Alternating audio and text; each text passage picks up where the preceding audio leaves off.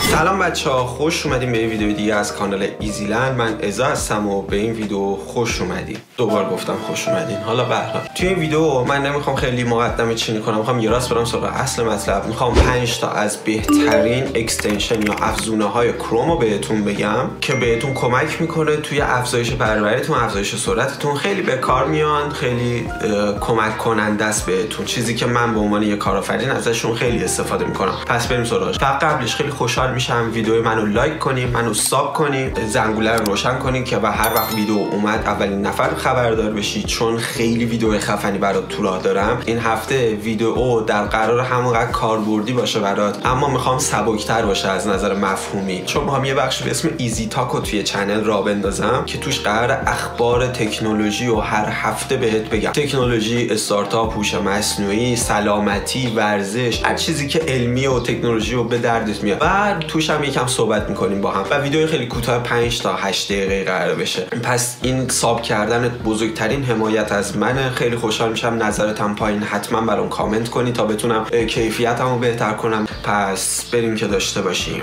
اولین اکستنشنی که به دردم میخوره افزونه گرامرلیه. گرامرلی رو توی یوتیوب هم خیلی تبلیغش رو دیدین و نمیدونم چقدر استفاده میکنین. گرامرلی برای کسی که فارسی میخوان کار کنن به درد نمیخوره. همین اول اینجا بگم. اما این امایی که داره خیلی مهمه. اگه شما کسی هستی که شبکه سازی انجام میدی، با خارج از کشور در ارتباطی، مشتریای خارج از کشور داری، خارج از کشور فریلنسری کار میکنی یا هر چیزی، به شدت به دردت میخوره، حتی اون قسمت رایگانش. اینم بگم توی پرانتز که شبکه سازی مهمترین عامل موفقیته. حالا تو ویدیوی بعدی بهت توضیح میدم، ولی اینو از من به یادگار داشته باش. یه دونه هم هست نوشن وب کلیپر. نوشن وب کلیپر یه نسخه از نوشن خودمونه که من خیلی فکر کنم توی این ویدیو گفتم ولی یه برنامه میخوام کامل درست کنم که توش نوشن رو بهت یاد بدم تا دیگه غمی نداشته باشی برای متد سکند برینی که توی این ویدیویی که اینجا گذاشتم بهت توضیح دادم. به طور کلی اینطوریه که شما اگه الان داری یه نوتی میبینی، لازم نباشه بگی رو کاغذ بنویسی، تو ورد بنویسی، تو نوت پد درست کنی بنویسی.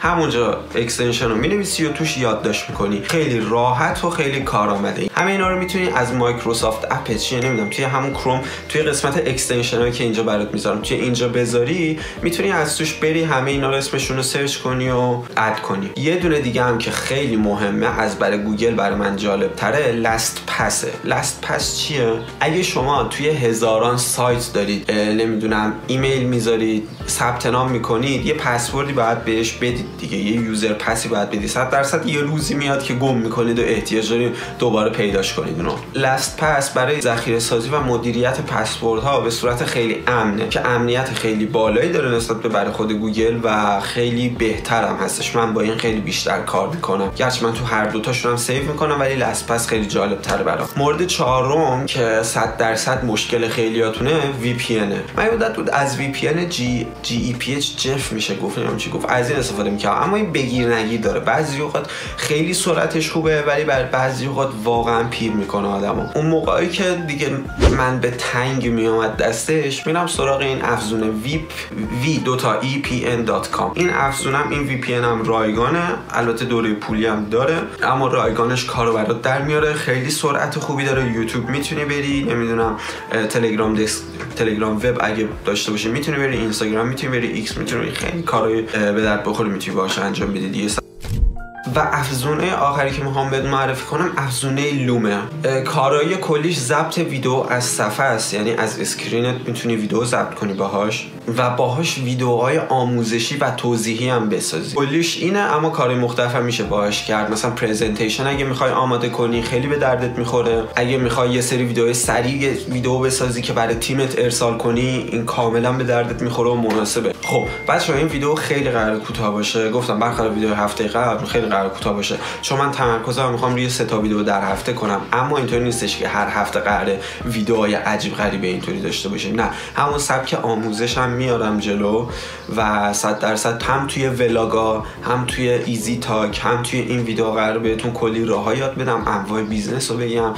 حتی گفتم این هفته توی ولاگ، حالا توی ولاگی داشتم میگفتم، گفتم این هفته قراره بریم دفتر، اونجا یا لیدوما یا دفتر هنوز مشخص نشده، میریم اونجا هم حتی از روند کاری رو میبینیم که چطوری حالا من تو بیزنس دارم فکر میکنم این داستانا. و این هفته هم توی ولاگ میخوام کامل بهتون بگم که چطوری رقبای مستقیممو توی اینستاگرام دارم آنالیز میکنم. و منتظر ویدیوهای خیلی خفن باشید. مطمئن باشید که پشیمون نمیشید و این ویدیوها همون چیزیه که برای درآمدزایی بهش احتیاج دارید. ویدیوها رو هم به دوستاتون بفرستین و به منم انگیزه بدین تا ویدیو خیلی خفن‌تری براتون بسازم. پس حرف دیگه ای نمیمونه و اریادرچی. ببار ای نم نم بارا زمین خشک را ترک کن.